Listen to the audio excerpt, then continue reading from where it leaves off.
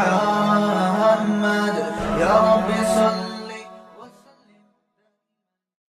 بسم اللہ الرحمن الرحیم۔ سورہ طٰہٰ کا رکوع نمبر 8 یعنی آخری رکوع، اور 16ویں پارے کا رکوع نمبر 17 آخری رکوع۔ یہ 16واں پارہ بھی ہمارا ختم ہو رہا ہے، سورہ طٰہٰ بھی ختم ہو رہی ہے۔ اس آخری رکوع کا لفظی ترجمہ ہو چکا تھا، اس کی تفسیر میں شروع کرتا ہوں۔ اعوذ باللہ من الشیطان الرجیم، بسم اللہ الرحمن الرحیم۔ ولولا کلمۃ سبقت من ربک لکان لزاما واجل مسمی۔ سورہ طٰہٰ میں اللہ نے حضرت موسیٰ علیہ السلام کا تفصیل سے واقعہ سنایا، اس کے بعد قیامت کی ہولناکیوں کا تذکرہ کیا اللہ تعالیٰ نے کہ اگر اب بھی ایمان نہیں لے کر آتے، اعمال صالحہ اختیار نہیں کرتے، تو آخرت میں جو ظلم اٹھا کے آئے گا وہ برباد ہو جائے گا اور نیک اعمال کرنے والے کامیاب ہوں گے۔ پھر اللہ نے آدم علیہ السلام کا واقعہ سنایا اس صورت میں کہ آدم علیہ السلام سے بھی خطا ہوئی، ان کو بھی سزا ملی۔ شیطان تمہارا دشمن ہے، وہ تمہیں ورغلائے گا، اور توبہ کرو۔ جیسے آدم علیہ السلام سے خطا ہوئی تو آپ نے توبہ کی تو اللہ نے دوبارہ برگزیدہ بنا لیا اور توبہ پہ قائم رہنے کی توفیق بھی عطا فرمائی۔ تو اس راستے کو اختیار کرو۔ اور پھر اللہ نے فرمایا یہ آخرت کی ہولناکیاں تو بات کی ہیں، لیکن دنیا میں بھی تو تم عذاب دیکھ سکتے ہو، کتنی بستیوں کو ہم نے تباہ و برباد کر دیا۔ تو یہ سب باتیں بیان کر کے قرآن کہہ رہا ہے کہ اس کے باوجود بھی یہ ایمان نہیں لاتے، نیک اعمال اختیار نہیں کرتے، پھر لوگوں کو اشکال ہوتا ہے کہ ان پر عذاب کیوں نہیں آتا، تو اس کا اللہ نے جواب دیا وَلَوْلَا كَلِمَةٌ سَبَقَتْ مِن رَبِّكَ، کہ اگر وہ کلمہ جو تیرے رب کی طرف سے سبقت کر چکا ہے، پہلے یہ بات لکھی جا چکی ہے کہ عذاب کا ایک ٹائم ہے، اسی طرح وَأَجَلٌ مُّسَمًّى، اور ایک متعین وقت پہلے سے نہ ہوتا جو سبقت کر چکا ہے، تو لَكَانَ لِزَامًا، تو وہ عذاب چمٹ جاتا ہے ان کو۔ یہ اللہ کی مصلحت ہے، اللہ نے دنیا کو ایگزامینیشن ہال بنایا ہے۔ بعض دفعہ دنیا میں بھی عذاب آ جاتا ہے، لیکن یہ قاعدہ کلیہ نہیں ہے، اور جب دنیا میں بھی عذاب آتا ہے تو ان کے مشورے پہ نہیں آتا، ان کی خواہش پہ نہیں آتا، اس کا بھی اللہ کی نظر میں ایک ٹائم متعین ہے۔ لہذا اے نبی، ان کے اس طرح کے بیہودہ باتوں پر آپ پریشان نہ ہوں، بلکہ آپ نے کیا کرنا ہے، فَاصْبِرْ عَلَىٰ مَا يَقُولُونَ، جس طرح کی یہ لوگ باتیں کر رہے ہیں اس پر آپ صبر کریں۔ اب صبر کی توفیق کیسے ملتی ہے؟ نماز سے۔ یہ بات احادیث میں بھی ہے، قرآن سے بھی ثابت ہے کہ جب آپ نماز پڑھتے ہیں تو اللہ کی طرف متوجہ ہوتے ہیں تو آپ کو اس سے ایک زبردست حوصلہ افزائی ملتی ہے، موٹیویشن ملتی ہے، ایک ترغیب ملتی ہے۔ نبی صلی اللہ علیہ وسلم کو جب بھی کوئی پریشانی آتی آپ نماز میں لگ جاتے تھے، قرآن میں بھی یہ بات اللہ نے بیان کی ہے، تو یہاں بھی یہی بات ہے کہ آپ نماز قائم کریں۔ تو نمازوں کے اوقات کو بیان کیا جا رہا ہے کہ فَاصْبِرْ عَلَىٰ مَا يَقُولُونَ، جو باتیں یہ لوگ کر رہے ہیں اس پہ آپ صبر کریں۔ وَسَبِّحْ بِحَمْدِ رَبِّكَ، اپنے رب کی پاکی بیان کریں اللہ کی حمد کے ساتھ، یعنی اللہ کی تعریف بھی کریں، اس کا بے عیب ہونا بھی بیان کریں۔ یہ کنایا ہے نماز سے بہت سے مفسرین کے نزدیک۔ قبل طلوع الشمس، کیونکہ آگے اوقات بیان کیے جا رہے ہیں نا، طلوع شمس سے پہلے بھی جس میں فجر کی نماز آ گئی، وقبل غروبها، غروب شمس سے پہلے بھی جس میں عصر کی نماز آ گئی، اور بعض علماء کے نزدیک ظہر بھی اس میں داخل ہے، کیونکہ سورج کا جب زوال ہو گیا تو زوال کے بعد سے جتنا بھی غروب تک کا ٹائم ہوگا وہ غروب آفتاب سے پہلے ہی ہوگا، اور بعض کے نزدیک اس میں عصر ہے، غروب ظہر نہیں ہے، پھر ظہر کا الگ سے تذکرہ ہے۔ قبل طلوع الشمس وقبل غروبها ومن آناء اللیل، رات کے حصوں میں بھی آپ نماز قائم کریں۔ رات کے حصوں میں کیا ہے؟ مغرب کی نماز ہے، عشاء کی نماز ہے، اسی طرح اگر تہجد کو اس میں داخل کرنا چاہیں وہ بھی ہو سکتی ہے۔ فسبح، تو رات کے حصوں میں بھی اللہ کی تسبیح بیان کریں۔ واطراف النہار، اور دن کے کناروں میں بھی۔ دن کے کناروں میں یا تو یہ فجر اور مغرب کا دوبارہ تکرار ہے، یا اس کا مطلب ہے کہ دن کے کناروں میں اللہ کو یاد کریں، جیسے کہ حدیث میں آتا ہے کہ فجر کی نماز کے بعد جو تسبیح پڑھی جاتی ہے، اسی طرح عصر کی نماز کے بعد جو غروب آفتاب سے پہلے، یہ ذکر اذکار کا وقت ہے، اس کا بہت زیادہ ثواب ہے۔ تو ان حدیث کی روشنی میں اسلاف کا ہمیشہ معمول رہا ہے صبح و شام کی تسبیحات، یہ بھی مراد ہو سکتی ہیں۔ لعلک ترضی، تاکہ آپ خوش ہو جائیں۔ کیا مطلب؟ اس کا فائدہ آپ ہی کو ہوگا، اس عبادت سے ہوگا کیا کہ آپ کو اجر بھی ملے گا، اس سے بھی آپ راضی ہوں گے، اور آپ کو جو موٹیویشن ملے گی، صبر ملے گا، وہ بھی آپ کی خوشی کا ذریعہ بنے گا۔ اور غم زدہ کرنے والی کیا چیزیں اب اللہ ان سے روک رہے ہیں۔ یہ تو وہ چیزیں ہیں جس سے صبر کی توفیق ملے گی، اور کچھ چیزیں ایسی ہیں جس سے بے صبری کا ذریعہ بنتی ہیں، تو ان چیزوں سے اوائڈ کرنا ہے۔ وہ بے صبری کا ذریعہ کیا چیزیں ہیں؟ یہ سوچنا کہ ان کفار کو اللہ نے اتنا مال دیا، اتنی دولت دی، اتنی عیش و عشرت والی زندگی دی، اس سے تو یہ اور زیادہ بدماشیوں میں آگے جائیں گے، پھر غریب مسلمان ان کو دیکھ کر ایمان سے دور ہو جائیں گے۔ تو یہ وہ چیز ہے جس سے انسان صبر نہیں کر پاتا۔ اس لیے قرآن کہہ رہا ہے کہ آپ بے صبری کا یہ سبب اختیار نہ کریں، بلکہ آپ نے کیا کرنا ہے؟ لا تمدن عینیک الی ما متعنا بہ ازواجا منہم، اپنی آنکھوں کو ان چیزوں کی طرف نہ لے کے جائیں جن چیزوں کے ذریعے ہم نے ان کو فائدہ پہنچایا ہے۔ ازواجا منہم، ان کفار کی مختلف قسموں کو، کفار کی مختلف قسمیں ہیں، ان بہت ساری قسموں کو ہم نے، جن میں مشرک ہیں، مجوسی ہیں، اہل کتاب ہیں، تو ہم نے ان کو جو متعنا بہ، دنیا کے فائدے پہنچائے ہوئے ہیں، عیش و عشرت کی زندگی ہے، اس کی طرف آپ نظر اٹھا کے نہ دیکھیں۔ زہرۃ الحیات الدنیا، یہ سب دنیا کی ایک زیب و زینت کی چیزیں ہیں، لنفتنہم فیہ، یہ سب اس لیے ہے تاکہ ہم ان کو آزمائیں۔ تو یہ یعنی دیکھیں یہ کتنی زبردست بات کی ہے قرآن نے، کہ ایک نعمت وہ ملتی ہے جو بطور نعمت کی ملتی ہے، اور ایک نعمت یہ ہے جو امتحان کے طور پر ہے۔ ایگزامینیشن ہال میں جو آپ کو سہولتیں دی جا رہی ہیں وہ پائیدار تھوڑی ہوتی ہیں، وہ تو تھوڑی دیر میں لے لی جائیں گی۔ اصل تو یہ کہ جب رزلٹ اناؤنس ہو اور اس کامیابی کی بیس پہ جو آپ کو سہولتیں ملیں وہ پائیدار ہوتی ہیں۔ تو اللہ بھی فرما رہے ہیں کہ ان کافروں کی طرف نظر اٹھا کے مت دیکھیں، ان کی عیش و عشرت، ان کی دولت، نافرمانوں کی اس چیز سے متاثر نہ ہو، کیونکہ یہ چیز آپ کو بے صبرہ بناتی ہے، تو اس چیز سے آپ نے اوائڈ کرنا ہے۔ لنفتنہم فیہ، یہ سب اس لیے کہ ہم ان کو آزمائیں۔ ورزق ربک خیر وابقی، اور آپ کے رب کا جو رزق ہے جو آپ کو قیامت کے دن دیا جائے گا وہ زیادہ بہتر ہے، اس سے یہ کچھ بھی نہیں ہے۔ اور ابقی، یہ فنا ہو جائے گا، وہ فنا بھی نہیں ہوگا، ہمیشہ رہے گا۔ وَأْمُرْ أَهْلَكَ بِالصَّلَاةِ وَاصْطَبِرْ عَلَيْهَا، اور جو باتیں ہم نے آپ کو کہی ہیں آپ نے اپنے اہل و عیال کو بھی وہ باتیں کہنی ہیں، کیونکہ نبی صلی اللہ علیہ وسلم کے اہل و عیال بھی آزمائشوں میں تھے۔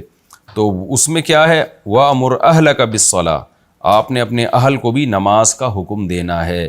وَاصْطَبِرْ عَلَيْهَا، اور اس نماز پر آپ نے صبر کرنا ہے، کیونکہ نماز وقت کے اندر قائم کرنا اور موت تک اس کو قائم رکھنا آسان کام نہیں ہے۔ اس لیے اللہ اپنے حبیب صلی اللہ علیہ وسلم کو حکم دے رہے ہیں کہ آپ نے اس پہ صبر کرنا ہے، نماز پہ۔ اور واقعی نماز ایک ایسی چیز ہے کہ نماز پڑھنے والے تو آپ کو بہت مل جائیں گے، نماز قائم کرنے والے بہت کم ملیں گے، کیونکہ نماز قائم کرنے کے لیے بہت ٹینشن لینی پڑتی ہے، اپنے اوقات کو دائیں بائیں کرنا پڑتا ہے، سفر کو آگے پیچھے کرنا پڑتا ہے، اور پہلے سے ٹائم کو مینیج کرنا پڑتا ہے، اور یہ 2-4 دن کا کام نہیں ہے، پوری زندگی کے لیے۔ تو اس لیے اللہ نے فرمایا کہ نماز پر آپ نے صبر کرنا ہے۔ لا نسألک رزقا، ہم آپ سے رزق کا مطالبہ نہیں کرتے۔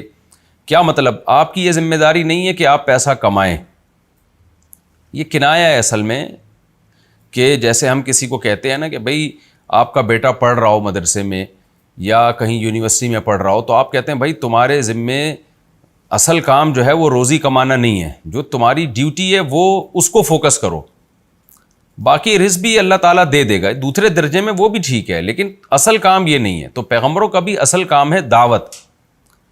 تو پیغمبروں کا اصل کام معاش کمانا نہیں ہے، کہ پیغمبر سے یہ سوال نہیں پوچھا جائے گا قیامت کے دن کہ آپ نے کیا کمایا اور کیا بزنس کیا اور کتنا ارننگ ہوئی، اور پھر اپنی اولاد کے لیے آپ نے کیا چھوڑا۔ حدیث میں آتا ہے کہ نحن معشر الانبیاء لا نورث درہما ولا دینار، ہم انبیاء کی جماعت وراثت میں پیسہ چھوڑتے ہی نہیں ہیں، اور انبیاء کی وراثت بھی تقسیم نہیں ہوتی، کچھ پیسہ ہو بھی تو وراثت میں نہیں جائے گا، وہ سارا بیت المال میں جاتا ہے۔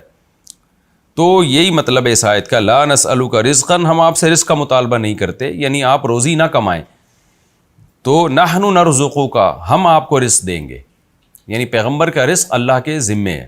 تبھی نبی صلی اللہ علیہ وسلم نے نبوت کے بعد آپ صلی اللہ علیہ وسلم نے باقاعدہ کوئی رزق کے 2 ہی ذریعے ہوتے ہیں نا، ملازمت ہوتی ہے یا تجارت، تو نہ آپ نے اس کے بعد تجارت کی اور نہ نبوت کے بعد آپ صلی اللہ علیہ وسلم نے ملازمت کی۔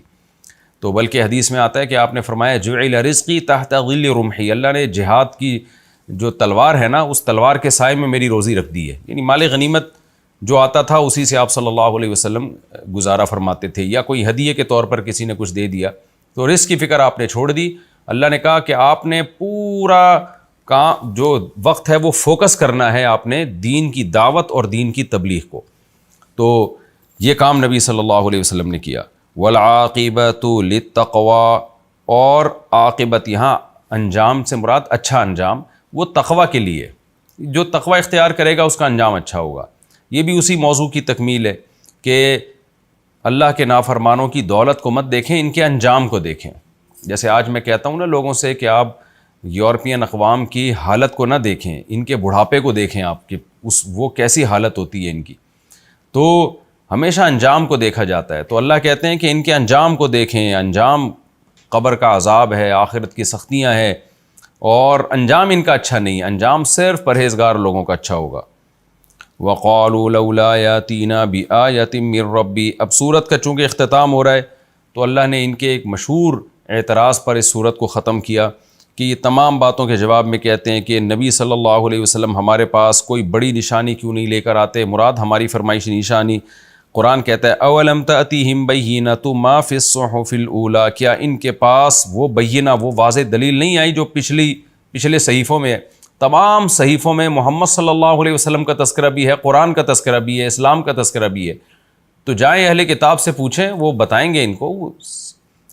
یہ وہ جو پچھلی کتابوں میں نبی کا تذکرہ ہونا اور وہ تمام علامتیں پائی جانا محمد صلی اللہ علیہ وسلم نے جو پچھلی آسمانی کتابوں میں ہے، یہ خود ایک بہت بڑی دلیل ہے اور بہت بڑی نشانی ہے. یہ آگے اللہ فرماتے ہیں وَلَوْ أَنَّا أَهْلَكْنَاهُمْ بِعَذَابٍ مِّن قَبْلِهِ، اگر ہم ان کو اس سے پہلے کسی عذاب سے ہلاک کر دیتے محمد صلی اللہ علیہ وسلم کو بھیجے بغیر. یعنی قرآن یہ بتا رہا ہے کہ بجائے اس کے کہ یہ لوگ اعتراض کریں کہ نبی ہماری فرمائشی دلیل کیوں نہیں لاتے، تو اللہ کہتے ہیں کہ ان کو تو شکر ادا کرنا چاہیے. ہم چاہتے تو نبی کے بھیجے بغیر بھی ان کو ہلاک کر دیتے. اگر ہم ان کو پہلے ہلاک کر دیتے تو یہ ہم سے ہی کہتے کہ پیغمبر کیوں نہیں آیا ہمیں سمجھانے کے لیے. اللہ نے ہمیں پیغمبر کے بھیجے بغیر کیوں ہلاک کر دیا. اور جب اللہ نے پیغمبر کو بھیجا ہے تو پھر الٹے اعتراضات کرتے ہیں کر کے اس پیغمبر پر اعتراض کر رہے ہیں.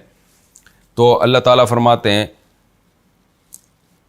وَلَوْ أَنَّا أَهْلَكْنَاهُمْ بِعَذَابٍ مِّن قَبْلِهِ، اگر ہم ان کو اس سے پہلے عذاب سے ہلاک کر دیتے لَقَالُوا، تو یہ کیا کہتے رَبَّنَا لَوْلَا أَرْسَلْتَ إِلَيْنَا رَسُولًا، اے اللہ تو نے ہمارے پاس کوئی رسول کیوں نہیں بھیجا. فَنَتَّبِعَ آيَاتِكَ، اگر رسول آتا تو ہم تیری آیات کی اتباع کرتے. مِن قَبْلِ أَن نَّذِلَّ وَنَخْزَىٰ، اس سے پہلے کہ ہم ذلیل ہوتے اور لوگوں کی نظر میں رسوا ہوتے، کیونکہ قیامت کے دن نیک لوگوں کی نظر میں رسوا ہو جائیں گے.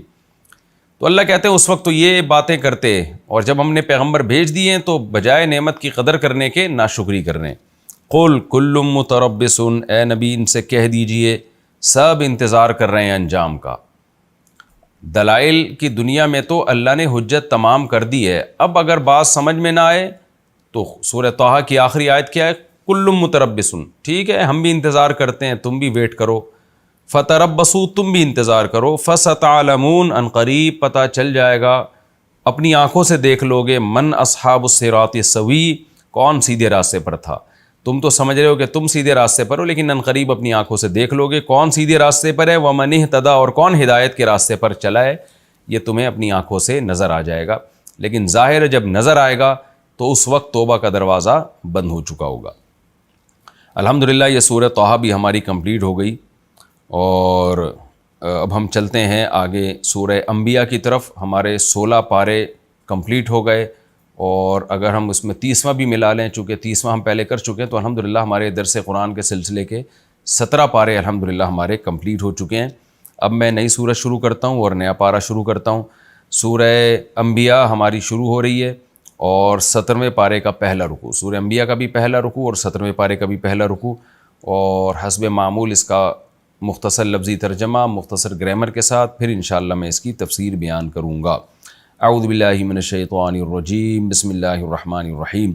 اقترب للناس حسابهم، قریب آ چکا ہے لوگوں کے لیے ان کا حساب. وہم فی غفلت، جبکہ وہ غفلت میں ہیں. معرضون، اعراض کر رہے ہیں ہماری آیات سے. ما یاتیہم من ذکر، نہیں آتا ان کے پاس کوئی ذکر، یعنی نہیں آتی ان کے پاس کوئی نصیحت. من ربہم، ان کے رب کی طرف سے.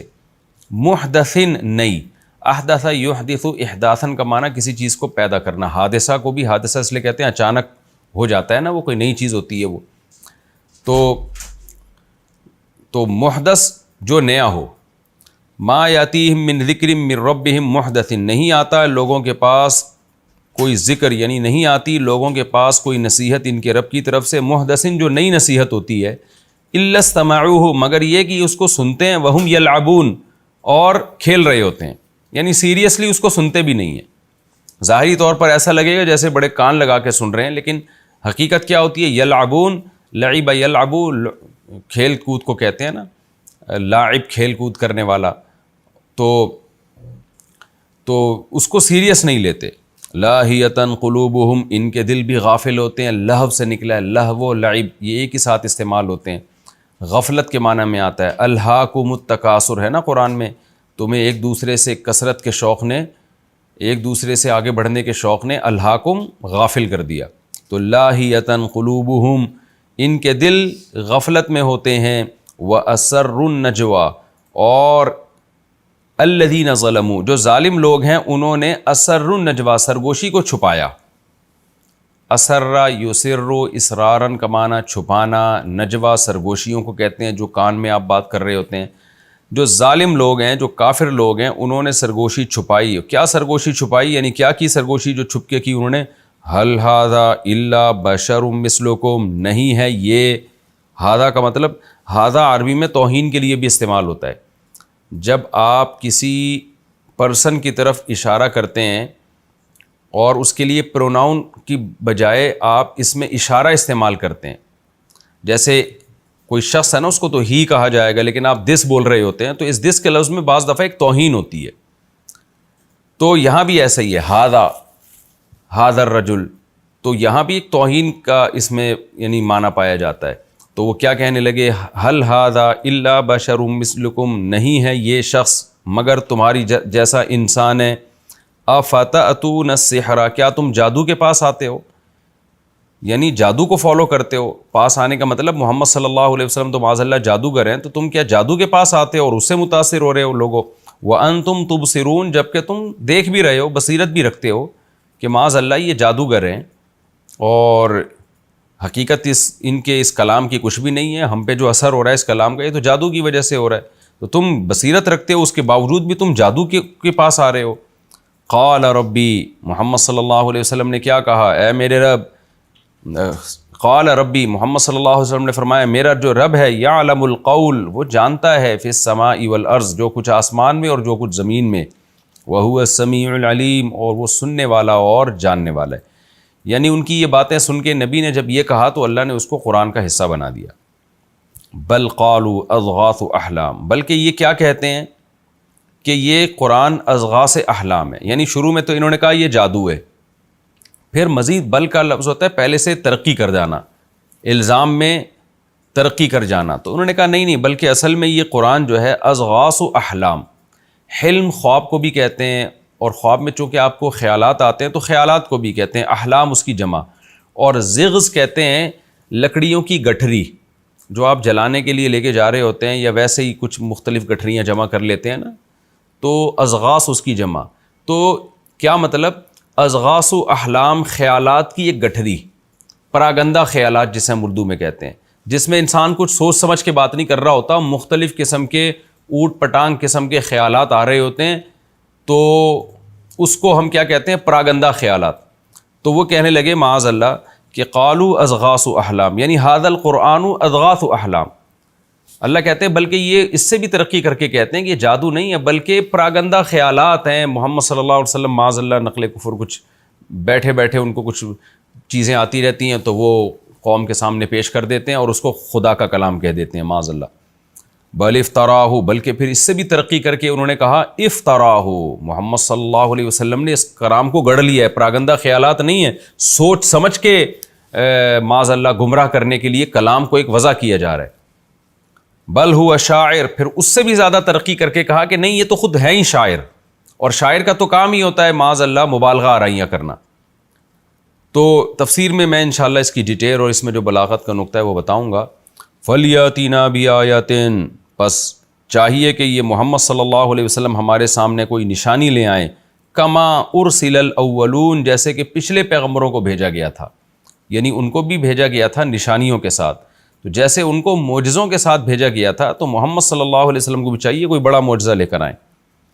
قرآن آگے جواب میں کہتا ہے ما آمنت قبلہم من قریۃ، نہیں ایمان لائی ان سے پہلے کوئی بستی، ایسی بستی اہلکناہا جسے ہم نے ہلاک کر دیا ہو، افہم یؤمنون، تو کیا یہ لوگ ایمان لے آئیں گے؟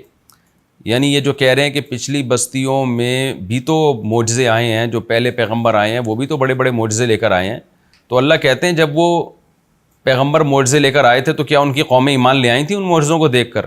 تو وہ کون سا ایمان لے آئی تھی؟ ما آمنت قبلہم من قریۃ، ان سے پہلے بھی کوئی بستی ایمان نہیں لے کر آئی، اہلکناہا، وہ والی بستی جس کو ہم نے ہلاک کر دیا، اور ظاہر ہلاک انہی بستیوں کو کیا جن کو معجزے دکھائے اور معجزے دیکھ کے بھی وہ ایمان نہیں لے کر آئیں۔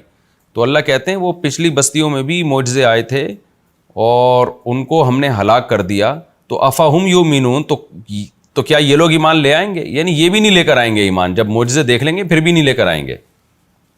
وما ارسلنا قبلک الا رجالا نوحی الیہم، اور ہم نے نہیں بھیجا آپ سے پہلے مگر مردوں کو، نوحی الیہم، جن کی طرف ہم وحی کرتے ہیں، رجل کی جمع رجال، فاسألوا اہل الذکر، لہٰذا اہل ذکر یعنی اہل علم سے پوچھو، ذکر کہتے ہیں نصیحت والے لوگ، تو نصیحت والے لوگ چونکہ اہل علم ہی ہوتے ہیں، ان کے پاس اللہ کے کلام والی نصیحت ہوتی ہے، اس لیے اہل علم کو بھی اہل ذکر کہا جاتا ہے، اور یہاں پوری امت کا اجماع ہے کہ اس سے اہل علم مراد ہیں۔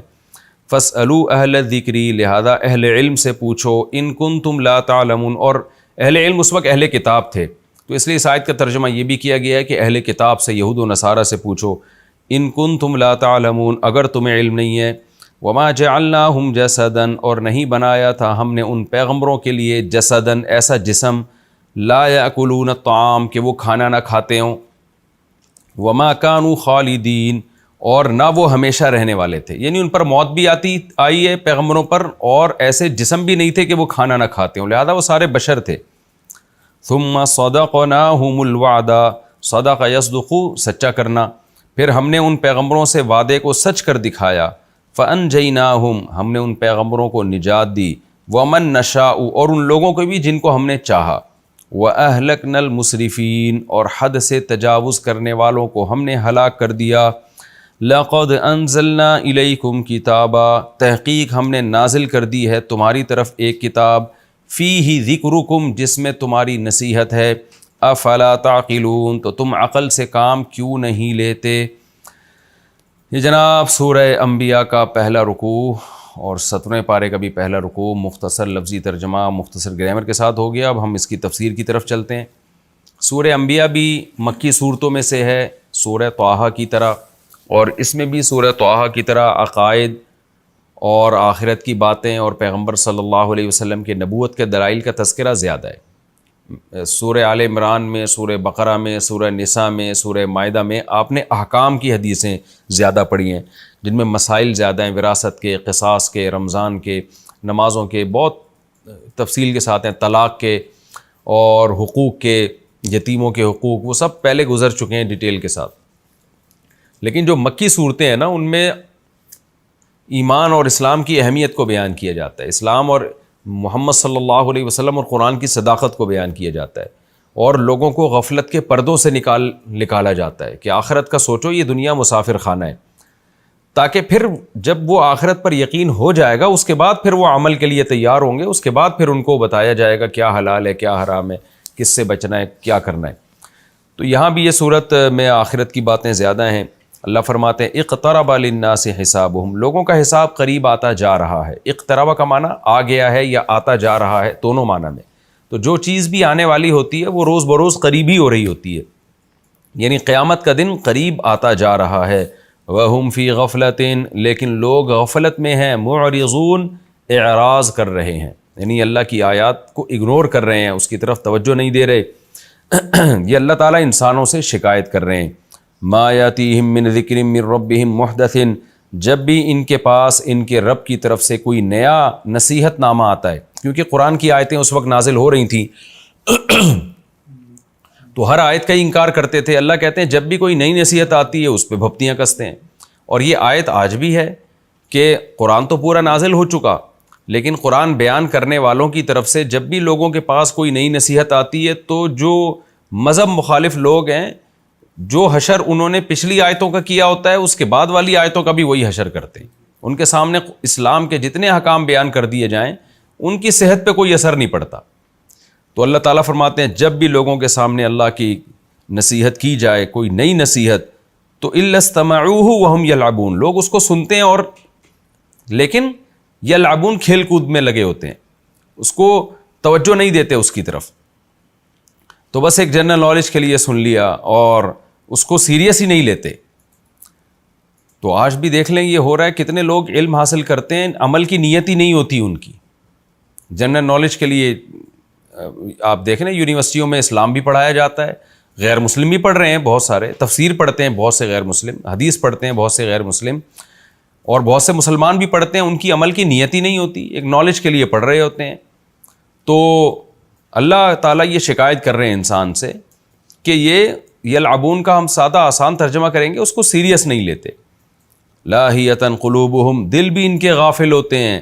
وَأَسَرُّ النَّجْوَ الَّذِينَ ظَلَمُوا، اور جو ظالم لوگ ہیں نا وہ سرگوشیوں کو چھپاتے ہیں اور چھپ کے کانوں کان آپس میں بات کیا کر رہے ہوتے ہیں، هَلْ هَذَا إِلَّا بَشَرٌ مِثْلُكُمْ، کہ یہ محمد صلی اللہ علیہ وسلم تو سوائے تمہارے جیسے انسان ہونے کے کچھ بھی نہیں ہے. دیکھیں یہ اس زمانے کی بھی کافر کی آواز تھی دل کی، اور آج بھی یہی آواز ہے. آج بھی یہ سائنٹسٹ لوگ اور ایجوکیٹڈ لوگ اور لبرل لوگ محمد صلی اللہ علیہ وسلم کو وہ ویلیو دینے کے لیے تیار نہیں ہے جو آپ کی بنتی ہے. وہ کہتے ہیں بہت زیادہ جو نیک لوگ ہوں گے نا ان میں، وہ کہتے ہیں ٹھیک ہے، ایک اچھے موٹیویشنل، معاذ اللہ ایک موٹیویشنل اسپیکر تھے محمد صلی اللہ علیہ وسلم، اور انہوں نے اپنی قوم کو ایک گمراہی سے نکالنے کی کوشش کی ہے، لیکن یہ تو نہیں کہ ان کی ہر بات پتھر پہ لکیر بن گئی، اور تھے تو ہماری طرح کے انسان. وہ ایک عرب میں پیدا ہوئے، قریشی تھے، ہاشمی تھے، ایک اچھے انسان تھے، تو بس ایک ان کا دعویٰ تھا. تو اب ہر چیز کو اب ہم تو اپنے زمانے کے حساب سے چلیں گے. تو جو بہت زیادہ اس زمانے میں جو لبرل لوگ ہیں نا، جو بہت زیادہ براڈ مائنڈیڈ ہیں، جو اسلام کو برا نہیں کہتے، وہ زیادہ زیادہ نبی کی بات کی یہ تعویل کر لیتے ہیں کہ ایک اچھے انسان تھے. تو ایسا نہیں ہے. قرآن کہہ رہا ہے آپ جو کچھ کہہ رہے ہیں وہ آپ نہیں کہہ رہے، وہ خدا کہہ رہا ہے. تو وہ پتھر پہ لکیر ہے، وہ جو آپ صلی اللہ علیہ وسلم کی زبان سے نکلی ہوئی بات ہے. جو احکام آپ دے رہے ہیں شریعت سے متعلق، ہاں جو میڈیکل سائنس سے متعلق باتیں ہیں یا اور دیگر باتیں، اس میں تو آپ کی حیثیت ایک بشر کی ہے، تو حدیث سے ثابت ہے. لیکن جو آپ اسلام کی بات جو آپ کر رہے ہیں وہ تو ان ہوا الا وحی یوحیٰ، سورہ نجم میں ہے کہ ان کی زبان سے جو لفظ نکل رہا ہے وہ وہی ہے جو اللہ نے نازل کی ہے. وہی کی دو قسمیں ہوتی ہیں، ایک تلاوت کی جانے والی جس کے الفاظ بھی اللہ کے ہوتے ہیں، اور ایک جس کا مضمون الفاظ نبی کے ہوتے ہیں، مضمون اللہ کی طرف سے ہوتا ہے، تو وہ بھی بات اللہ ہی کی ہوتی ہے.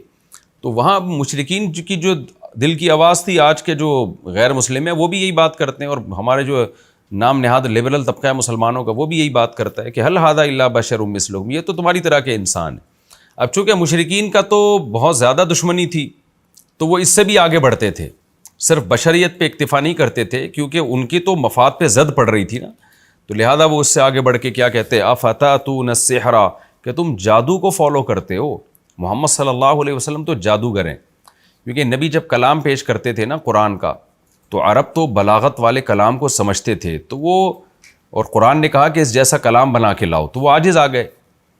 اور پھر اس کلام کا اثر بہت زیادہ ہوتا تھا ان کے اوپر، تو انہوں نے اس کو جادو سے تعبیر کرنا شروع کر دیا کہ یہ جو ہم پہ اثر ہو رہا ہے نا اس کا بہت زیادہ، تو اصل میں یہ معاذ اللہ کوئی منتر ہیں. جیسے جادوگر جب منتر پڑتا ہے اور یہ روحانی عامل جو ہے وہ مسمرزم کرتے ہیں، تو آپ کے دماغ کو کیپچر کرتے ہیں، تو یہ کچھ الفاظ پڑھ رہے ہوتے ہیں اور آپ مسحور ہو جاتے ہیں. تو انہوں نے کہا یہ بھی اسی طرح ہے، افتاتون السحر، تو تم کیا جادو کو فالو کرو گے، وانتم تبصرون، جبکہ تم بصیرت رکھتے ہو، دیکھ رہے ہو اپنی آنکھوں سے کہ یہ ہماری طرح کے انسان ہیں، تو کوئی نئی چیز یہ نہیں لا سکتے، ہماری عقل ان کی عقل برابر ہے، تو ہم کیوں ان کو فالو کریں. قال ربی یعلم القول فی السماء والارض، نبی صلی اللہ علیہ وسلم ان باتوں سے پریشان ہو کے کیا فرمایا کہ میرا رب جانتا ہے جو آسمانوں میں جو کچھ زمین میں، سب چیزیں جانتا ہے. وَهُوَ السَّمِيعُ الْعَلِيمُ، وہ سننے والا بھی اور جاننے والا بھی. تو وہ سب جانتا ہے تمہارے ان تانوں کو کہ تم کیا باتیں کر رہے ہو، تو میں اسی کی طرف توجہ کرتا ہوں تاکہ مجھے تسلی ملے۔ تو اللہ نے اپنے حبیب صلی اللہ علیہ وسلم کے اس کلام کو بھی قرآن کا حصہ اس لیے بنا دیا تاکہ یہ تانے جس کو بھی مستقبل میں پڑھیں، آج کے دور میں بھی، تو وہ یہ سوچ کے تسلی کرے کہ میرا رب جانتا ہے، جس کے لیے میں قربانی دے رہا ہوں نا، وہ ان کی ہٹ دھرمی اور ضد کو مجھ سے زیادہ جانتا ہے، تو میں کیوں ان تانوں پہ پریشان ہوں۔ بل قالوا اضغاث احلام، بلکہ اس سے بھی زیادہ آگے ترقی کر کے کہتے تھے، یعنی آپ دیکھیں اس میں الزام میں شدت پیدا کی جا رہی ہے۔ پہلا الزام یہ لگایا کہ یہ تو ہماری طرح کے انسان ہیں، تو جب ہماری طرح کے انسان ہیں تو کتنی اچھی بات کریں، بے شک وہ جادو نہ بھی ہو، بے شک وہ جھوٹ نہ بھی ہو، بے شک وہ قصے کہانیاں نہ بھی ہوں، تو اس کی حیثیت ایک یہی ہوگی کہ ایک بشر جو ہے وہ کچھ اچھی اچھی باتیں سیکھ گیا ہے معاذ اللہ اور اچھی اچھی باتیں کر رہا ہے، تو بس اس سے زیادہ اس کی حیثیت نہیں ہے۔ کیونکہ اگر یہ خدا کے پیغمبر ہوتے اور ان کا کلام پتھر پہ لکیر ہوتا تو یہ ہمارے جیسے انسان کیوں ہوتے کہ کھا رہے ہیں پی رہے ہیں، وہ کوئی خلائی مخلوق ہوتے نا، یہ خدا کو کیا ضرورت ہے کہ کسی انسان کو اپنا نمائندہ بنا دے۔ پھر اس سے الزام میں ترقی کر کے انہوں نے کہا کہ نہیں، یہ عام انسان تو ہیں مگر اس کے ساتھ یہ جادوگر بھی ہیں، تو کیونکہ ان کے کلام کا ہم پہ اثر بہت ہوتا ہے، تو یہ اللہ کا کلام نہیں ہے بلکہ یہ جادو ہے جس کی وجہ سے یہ ہم پر بہت زیادہ اثر ڈال رہے ہیں۔ پھر اس میں مزید شدت پیدا کی کہ نہیں، جادو میں بھی کچھ محنت ہوتی ہے، اور جادو جو ہے نا وہ اس کا بھی کوئی نہ کوئی فن ہوتا ہے، یہ تو وہ بھی نہیں ہے، یہ تو اضغاث احلام ہے۔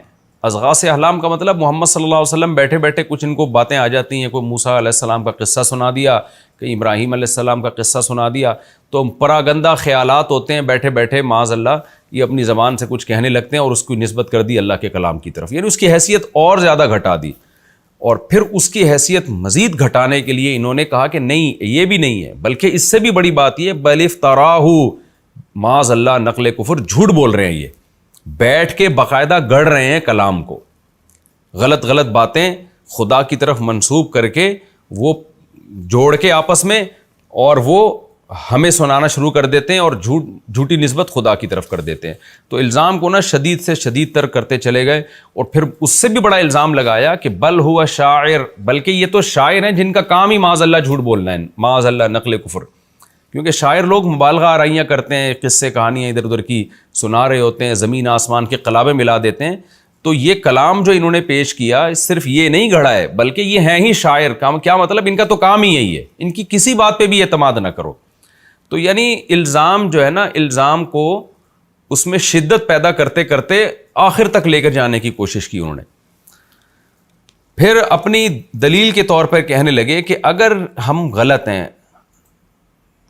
تو یعنی یہی ہو سکتا ہے نا کہ یا تو یہ اللہ کے نبی ہوں، نبی نہیں ہے تو پھر یا تو یہ جادو ہوگا، کیونکہ اثر تو ہم پہ ہو رہا ہے اس کا بہت زیادہ، جادو نہیں ہوگا تو یہ انہوں نے خود سے گڑھا ہوگا، یا پراگندہ خیالات ہوں گے، یا یہ شاعر ہوں گے جن کو الفاظ ملانے آتے ہیں، تو پیغمبر نہیں ہو سکتے۔ اب جب سوال پیدا ہوتا تھا کہ بھئی یہ جادوگر کا کلام کبھی بھی ایسا نہیں ہوتا، جادوگر تو ننگ دھڑنگ گندگیاں کھانے والے، اور کبھی بھی ماں باپ کے حقوق جادوگر کبھی نہیں بیان کرے گا، یتیموں کے حقوق تھوڑی بیان کرے گا وہ، اور نماز روزے کی ترغیب اور ایسی زبردست مدلل آیتیں کہ الہم ارجل یمشون بہا، کیا ان بتوں کے پاؤں ہیں جن کو یہ چلتے ہیں جن سے، اور ایسا موسیٰ علیہ السلام کا دلکش واقعہ اور ایسی موٹیویشن، جادوگر تو کوئی دنیا میں ایسا جادوگر نہیں ہے، تو کہیں سے بھی جادو نہیں لگ رہا یہ۔ پھر شاعر تو اس طرح ہوتے نہیں ہیں، قرآن خود کہتا ہے کہ شعراء تو مبالغہ آرائیاں کرتے ہیں، جبکہ محمد صلی اللہ علیہ وسلم کے کلام میں اور آپ کی دعوت میں مبالغہ آرائی نہیں ہے، آپ جو کہہ رہے ہیں اس سے زیادہ خود عمل کر رہے ہیں، جبکہ شاعروں کے قول و عمل میں تضاد ہوتا ہے۔ تو یہ تمام چیزوں کی جب نفی ہو گئی تو وہ کہنے لگے کہ اگر یہ واقعی پیغمبر ہیں فلیاتنا بآیۃ، تو یہ معجزہ کیوں نہیں لے کر آتے، کما ارسل الاولون، جیسے کہ پچھلوں کو بھیجا گیا، پہلے پیغمبروں کو جو بھیجا گیا ان کے پاس تو معجزے تھے، یہ خود بتاتے ہیں موسیٰ کی لاٹھی سانپ بن جایا کرتی تھی، ابراہیم کو آگ میں ڈالا گیا تو وہ زندہ بچ گئے، اور عیسیٰ ابن مریم جو تھے وہ نابینا کو بینا کر دیا کرتے تھے، تو یہ کیوں نہیں کر رہے؟ تو اس کا قرآن نے جواب دیا، مختلف موقعوں پر مختلف جوابات دیے ہیں۔ اصل جواب تو یہ کہ ہر پیغمبر کو الگ معجزہ ملا ہے۔ یہ سوال تو عیسیٰ ابن مریم سے کیا جا سکتا تھا کہ موسیٰ علیہ السلام لاٹھی کو سانپ بناتے تھے، آپ کیوں نہیں بناتے؟ تو حضرت عیسیٰ کیا کہیں گے، بھائی میں مردوں کو زندہ کر دیتا ہوں، اس سے بڑا معجزہ میں لے کر آ رہا ہوں. تو موسیٰ علیہ السلام سے یہ سوال کیا جاتا کہ ابراہیم علیہ السلام آگ میں گئے نہیں جلے, تو آپ کیوں آگ میں آپ کو آگ اثر کیوں کرتی ہے آپ کے اوپر؟ آپ کو جب آپ آگ میں جائیں تو آپ بھی بچ جائیں, ہم یہ معجزہ دیکھنا چاہتے ہیں. تو یہ تو بیہودہ سوال ہوتا نا. مدعی کے ذمے دلیل ہوتی ہے, مدعا علیہ جس دلیل کا مطالبہ کر رہا ہے وہ والی دلیل مدعی کے ذمے نہیں ہے. زید نے دعویٰ کیا کہ فلاں نے مجھ سے 1 لاکھ روپے لیے ہیں, عدالت کہے گی 2 گواہ پیش کرو. زید نے عمر اور بکر کو پیش کر دیا, دونوں عادل تھے. اب جس کے خلاف دعویٰ کیا وہ کہہ رہا ہے میں ان 2 کی گواہی نہیں مانتا, فلاں فلاں جب تک گواہی نہیں دیں گے میں نہیں مانوں گا. تو جج کیا کہے گا؟ بھائی زید کے ذمے گواہ پیش کرنا تھا, عادل گواہ, اس نے پیش کر دیے ہیں. آپ کی مرضی کی گواہ پیش کرنا زید کے ذمے نہیں ہے. تو مدعی کے ذمے دلیل پیش کرنا ہے. پیغمبر نے نبوت کا دعویٰ کیا, ان کے ذمے اپنی نبوت کی دلیل پیش کریں. فرمائشی دلیل پیش کرنا یہ پیغمبر کے ذمے نہیں ہوتا. تو یہ مضمون قرآن مختلف جگہوں پہ بیان کرتا ہے. یہاں ایک خاص بات بیان کر رہا ہے کہ فرض کر لو کہ ہم محمد صلی اللہ علیہ وسلم کو وہی معجزہ دے دیں جو پچھلی امتوں میں پیغمبروں کو ملا ہے. تو جب پچھلی امتوں کے فرمائشی معجزے ملے تھے تو کیا وہ ایمان لے آئے تھے؟ قوم عاد اور قوم سمود کے حالات دیکھو تم. انہوں نے کہا تھا کہ یہاں سے اونٹنی نکالو پہاڑ سے, اور صالح علیہ السلام نے نکال لی اونٹنی. تو کیا وہ ایمان لے آئے تھے؟ بلکہ اونٹنی نکالنا ان کی تباہی بربادی کا ذریعہ بن گیا, کیونکہ اللہ نے کہا اب ایمان نہیں لے کر آئی یا اونٹنی کو کچھ کہا, کچھ کیا اس کے ساتھ تو تمہیں تباہ کر دوں گا میں. تو اللہ کہتے ہیں ما آمنت قبلہم من قریۃ, اس سے پہلے بھی کوئی بستی ایمان نہیں لے کر آئی. وہ بستیاں جن کو ہم نے ہلاک کیا وہ ساری بے ایمانی کی وجہ سے ہلاک ہوئی ہیں. افہم یؤمنون, تو کیا یہ لوگ ایمان لے آئیں گے معجزہ دکھانے کے بعد؟ تو یہ بھی نہیں لے کر آئیں گے, اور جو ان کو مہلت مل رہی ہے اس مہلت سے بھی یہ جائیں گے. وما ارسلنا قبلک الا رجالا نوحی الیہم. رہا یہ سوال کہ یہ ہماری طرح کے بشر ہیں, تو اللہ کہتے ہیں ہم نے ان سے پہلے جتنے بھی پیغمبر بھیجے سب مردوں کو نبی بنا کے بھیجا ہے. فاسألوا اہل الذکر ان کنتم لا تعلمون, اے مشرکو اگر تمہیں نہیں پتا تو اہل علم سے پوچھ لو. اور اس زمانے میں اہل علم اہل کتاب تھے. اہل کتاب سے پوچھو کہ کیا موسیٰ بشر نہیں تھے, عیسیٰ بشر نہیں تھے, ابراہیم آدم یہ سارے پیغمبر انسان تھے. وما جعلناہم جسدا لا یاکلون الطعام, اور ہم نے ان پیغمبروں کے لیے ایسے جسم نہیں بنائے کہ وہ کھانا ہی نہیں کھاتے تھے. سارے پیغمبر کھانا کھاتے, پانی پیتے, نیند کی ضرورت یہ سارے پیغمبروں کے ساتھ تھی. وما کانوا خالدین, اور مشرکین نبی صلی اللہ علیہ وسلم کو یہ بھی طعنہ دیا کرتے تھے کہ آپ پر بھی موت واقع ہو جائے گی, آپ کا سارا مشن ختم ہو جائے گا, آپ بشر ہیں, آپ معاذ اللہ پیغمبر نہیں ہیں. تو اللہ نے اس کا جواب دیا کہ وما کانوا خالدین, پچھلے پیغمبر کون سا ہمیشہ کے لیے دنیا میں آئے تھے, ان پر بھی موت واقع ہوئی ہے. تو نبی صلی اللہ علیہ وسلم پر بھی موت واقع ہو جانا یہ آپ کے نبوت کے, آپ کے معاذ اللہ نبی نہ ہونے کی دلیل نہیں ہے, بلکہ ہم پہلے بتا دیتے ہیں کہ آپ پر موت واقع ہوگی. دوسرے مقام پہ قرآن میں صراحت ہے نا کہ انک میت وانہم میتون, اے نبی آپ نے بھی مرنا ہے اور انہوں نے بھی مرنا ہے, دونوں موت کا شکار ہوں گے. تو موت یہ نبوت کے منافی نہیں ہے. وما کانوا خالدین, یہ ہمیشہ وہ پیغمبر ہمیشہ دنیا میں نہیں رہتے تھے. ثم صدقناہم الوعد, اللہ کہتے ہیں ہم نے ان کو بشر بھی بنایا, کھانے پینے والا بھی بنایا, اور پیغمبروں پر موت بھی آئی ہے. لیکن ان سب باتوں کے باوجود جو پیغمبر پر ایمان نہیں لے کر آیا, یہ الزام لگا کے کہ یہ انسان کیوں ہیں, یہ کھاتے پیتے کیوں ہیں, تو ہم نے مدد پیغمبروں کی ہے. ان کے جو مخالفین تھے ان کے اس الزام کو ہم نے کوئی ویلیو نہیں دی. لہذا ہم نے کیا کیا, ثم صدقناہم الوعدہ, ہم نے جو پیغمبروں سے وعدہ کیا تھا نصرت کا وہ ہم نے پورا کر دکھایا. فانجیناہم, پیغمبروں کو بھی نجات دی, ومن نشاء, اور ان لوگوں کی بھی جن کو ہم نے نجات دینا چاہا. وَأَهْلَكْنَا الْمُسْرِفِينَ, اور جو حد سے تجاوز کرنے والے لوگ تھے, پیغمبروں پہ بیہودہ مطالبات پیغمبروں سے کر رہے تھے, ان کو ہم نے ہلاک کر دیا. تو ان مشرکین مکہ کو بھی ڈرنا چاہیے, یہ بھی ہلاک ہو سکتے ہیں. لقد انزلنا الیکم کتابا, اللہ فرماتے تحقیق ہم نے تمہاری طرف کتاب کو نازل کر دیا ہے, کتاب کو فیہ ذکرکم, جس میں تمہارے لیے نصیحت ہے.